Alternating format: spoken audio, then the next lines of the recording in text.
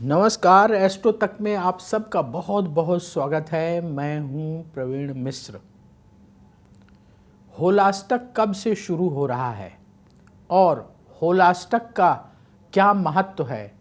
क्यों ऐसा कहा जाता है कि होलाष्टक में आपको शुभ कार्य नहीं करना चाहिए? कौन कौन से ऐसे काम हैं जो आप होलाष्टक में कर सकते हैं? सब कुछ आज जानेंगे इस कार्यक्रम में। सबसे पहले हम अपने दर्शकों को बता दें कि साल 2026 में होलाष्टक की जो शुरुआत होने वाली है वो होगी फाल्गुन मास के शुक्ल पक्ष की अष्टमी तिथि से। और फाल्गुन मास के शुक्ल पक्ष की अष्टमी तिथि 24 फरवरी मंगलवार को है। तो होलाष्टक जैसा कि नाम से स्पष्ट है, 8 अष्टक मतलब 8 दिन, होली से 8 दिन पहले, होली से 8 दिन पहले ये होलाष्टक शुरू हो जाता है।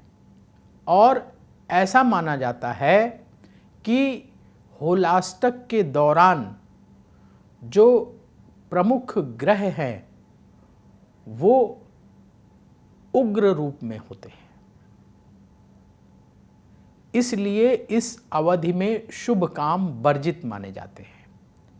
इसीलिए कहा जाता है कि होलाष्टक के समय शुभ काम ना करें।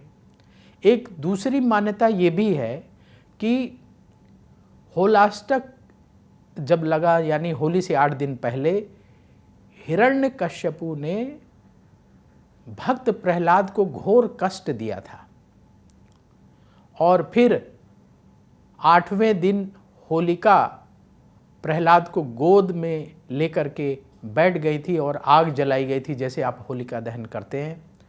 तो क्योंकि एक भगवान विष्णु के भक्त प्रहलाद जी घोर कष्ट में थे, तो उस जो समय पीरियड है, जो टाइम पीरियड है 8 दिनों का, उस दौरान कोई भी शुभ काम नहीं करना चाहिए। तो इस तरीके से ये जो दो प्रमुख कथाएं मिलती हैं, इस वजह से होलाष्टक में शुभ काम करने की मनाही मानी जाती है।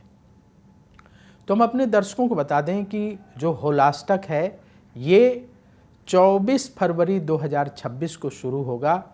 इस दिन अष्टमी तिथि सुबह 7:02 से शुरू हो जाएगी और होलाष्टक जैसे ही होलिका दहन होगा उसके साथ ही होलाष्टक समाप्त हो जाएगा। और होलाष्टक में हमें क्या क्या शुभ काम नहीं करना चाहिए, आइए जानते हैं। हमें बिल्कुल क्लियर होना चाहिए कि हमें कौन कौन से ऐसे कार्य हैं जो नहीं करना चाहिए। तो देखिए, होली से ठीक 8 दिन पहले से होलाष्टक शुरू होता है और इन 8 दिनों में जैसे विवाह है, सगाई है, मुंडन है, उपनयन संस्कार है, गृह प्रवेश है, इत्यादि शुभ काम नहीं करना चाहिए। इसके साथ ही अगर आप नया बिजनेस शुरू करने वाले हैं, अपनी नई जॉब की शुरुआत करने वाले हैं, या कोई भी ऐसा काम है जो आपको लगता है कि ये आपके जीवन के लिए बड़ा महत्वपूर्ण है, शुभ है, तो नहीं करना चाहिए। नई प्रॉपर्टी नहीं खरीदना चाहिए, नया वाहन नहीं खरीदना चाहिए। और मान लीजिए आप बड़ा इन्वेस्टमेंट करना चाहते हैं, शेयर बाज़ार में बड़ा इन्वेस्टमेंट करना चाहते हैं, या कहीं भी किसी प्रोजेक्ट में बड़ा पैसा लगाना चाहते हैं, तो होलाष्टक के दिनों में ऐसा शुभ काम नहीं करना चाहिए। शास्त्र इसकी आज्ञा नहीं देते हैं, क्योंकि हो सकता है, क्यों, इसको अगर हम थोड़ा और अपने विवेक से समझने का प्रयास करें तो हो सकता है कि इन दिनों में जो आप फैसले करें तो वो गलत हो जाएं, क्योंकि ये जो 8 दिन होते हैं इनमें जो ग्रह नक्षत्रों की स्थिति होती है उसे बहुत ही शुभ नहीं माना जाता है।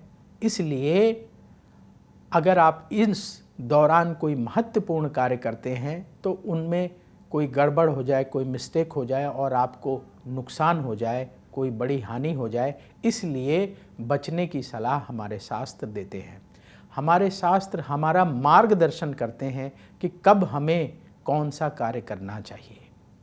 तो अगर आप इसको मानते हैं तो फ़ायदे में रहेंगे, नहीं मानते हैं तो कई बार नुकसान हो जाता है। हमने देखा है, हमारा जो अनुभव है कि बहुत सारी चीज़ें होती हैं, जैसे पितृपक्ष है, पितृपक्ष में कुछ चीज़ों की मनाही होती है, ये होलाष्टक है, और भी समय आते हैं जिनमें कुछ कार्य वर्जित होते हैं। अगर उस दौरान वो काम किए जाते हैं तो हमारा अनुभव है, हमने जो देखा है कि बहुत बार लोगों को नुकसान हो जाता है, लेकिन कई बार कुछ लोगों को नुकसान नहीं भी होता है। तो वो उदाहरण पेश करते कि देखिए जी, हमने ये जो है इस टाइम पे काम किया जब मनाही थी, मान लीजिए होलाष्टक की लगा था, हमने ऐसा काम कर लिया, हमें कुछ नहीं हुआ।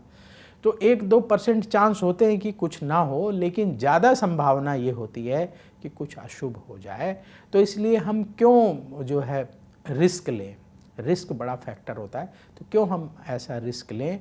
जब होलाष्टक समाप्त हो जाएगा उसके बाद जब शुभ दिन होंगे उस समय हम कार्य कर लेंगे। तो शास्त्र की आज्ञा मानना, शास्त्र की बात मानना, अपने घर के बड़े बुजुर्गों की बात मानना, माता पिता की बात मानना हमेशा उत्तम रहता है।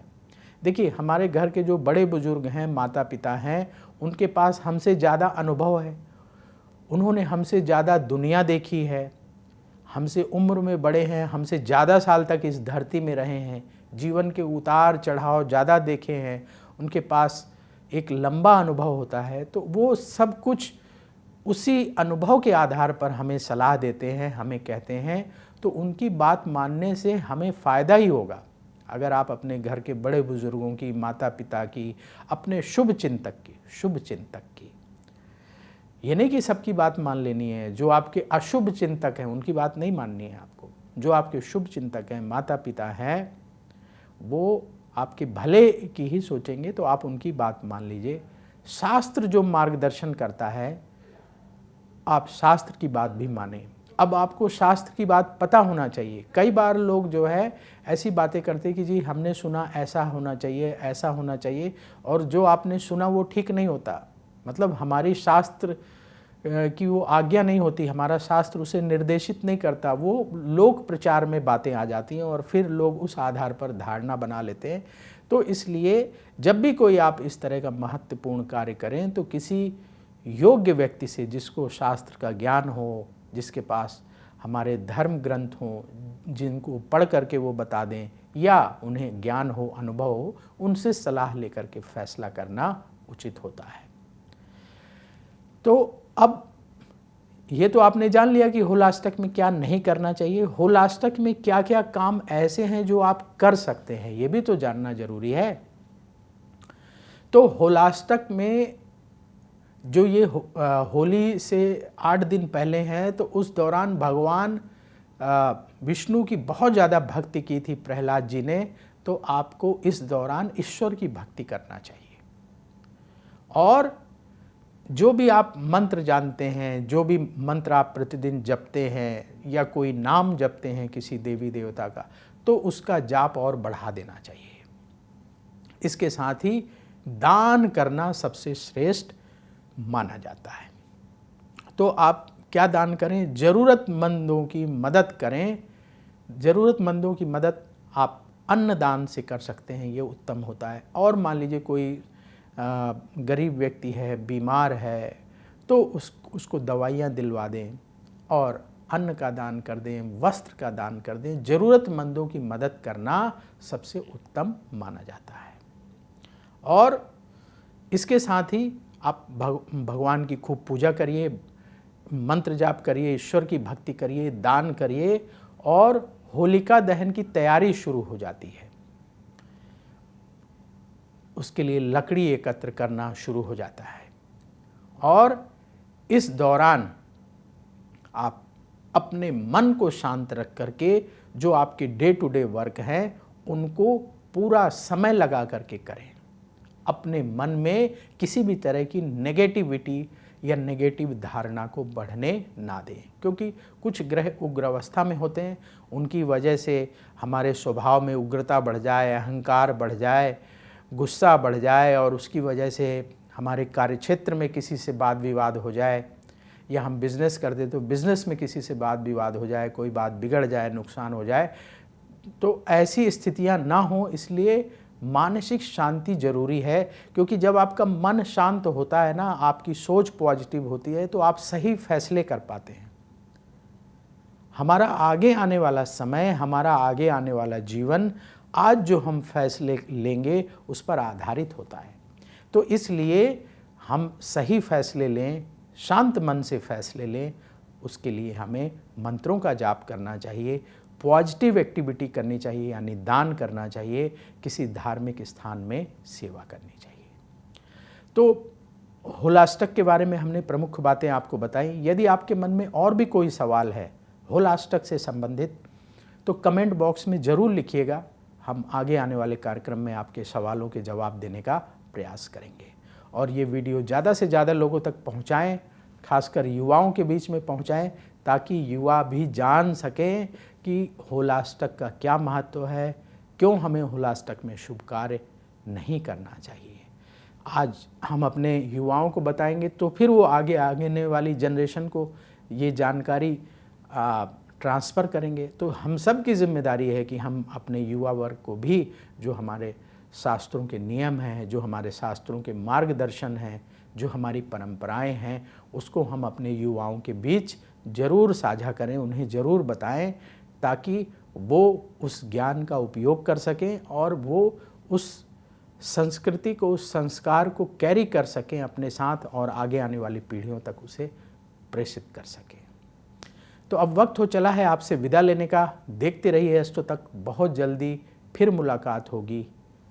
नमस्कार। अगर आप मुझसे जुड़ करके अपनी समस्याओं का समाधान चाहते हैं और चाहते हैं कि आपकी समस्याओं को ज्योतिष के माध्यम से सुलझाया जाए, तो आप हमसे संपर्क कर सकते हैं, जुड़ सकते हैं एस्ट्रो तक पर।